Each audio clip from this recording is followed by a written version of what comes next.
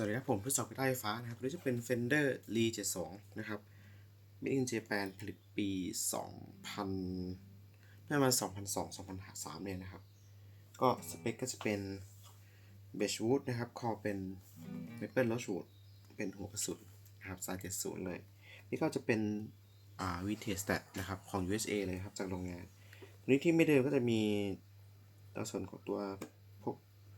แผ่นพิกัดนะผมคิดว่าไม่น่าใช่สีนี้เดิมๆนะแล้วก็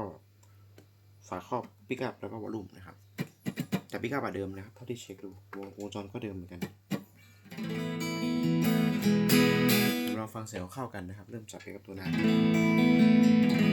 ผสมตัวกลางผสมว่างกลางหลังสุด